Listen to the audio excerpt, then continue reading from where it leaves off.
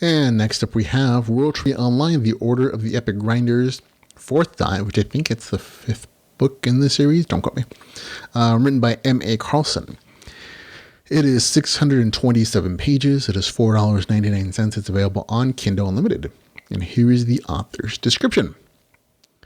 It never gets any easier, or at least not in Bye-bye Jacko's world. After striking a bargain with Epic, the stakes have never been higher. If Bye-bye wins, Epic promised to put the defeated players back to right in the real world. If Epic wins, things will get so much worse. And Epic really wants to win this one. To win, the rogue AI will strike at the first citizens Bye-bye ever helped.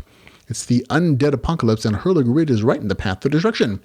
Failure this time could have more consequences than even Bye-bye can imagine. Okay, I did receive Ben's copy of this. I purchased a copy when it became available. This is an interesting mix in the story. It's not my favorite in the series. I liked some aspects of it. It's kind of a slice of life story for a lot of it. And I really enjoyed returning to this world and seeing the banter of the characters I really like. And like they exist, and I was more than happy to follow them on their adventures. There is new aspects that I enjoyed on the RPG side of things, including town building, guild building. The main character gets a new class that I thought was pretty cool. I'm not going to say what it is, but I was like, oh, I played that class in D&D. It's a custom build. I'm like, oh, that's cool. However, there's some aspects like, oh, not bad, but I'm like, oh, not the best either. The plot was a little weak for me.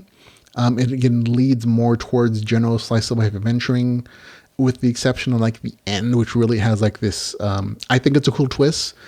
I wish I would have seen that develop more specifically through the entire story instead of feeling, I don't want to say like it's tacked on at the end, but it feels like, oh, this is all this stuff happens. And for most of the story, the big series plot was honestly not in my mind. It's not something that's for me, set up in the story as like this great impetus for the main character to do all the things he's doing in saving. It's not like it doesn't exist. There are occasional remarks saying, oh yeah, by the way, there's this plot thing with an AI and etc. But for a lot of the story, it's really still like general slice of life adventuring.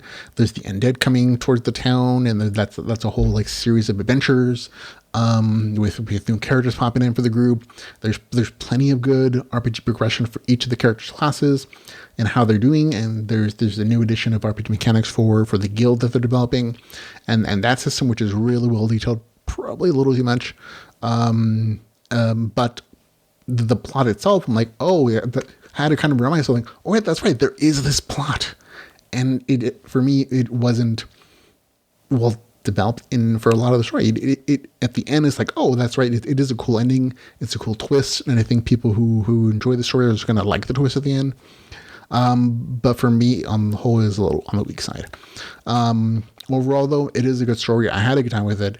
If you're a fan of the series, I think you'll still enjoy it. The plot development left a little something to be desired, but again, there's a lot of other good aspects that were still enjoyable. I always enjoy the series, and I always enjoy these characters, and coming back and hanging out with them is always kind of fun. For me, though, it's not the strongest entry in the series, but still a good read. Gets a score of 7.2 out of 10. World Tree Online, The Order of the Epic Grinders, which sounds a little naughty, but it isn't. 4th dive with a score of, again, 7.2 out of 10.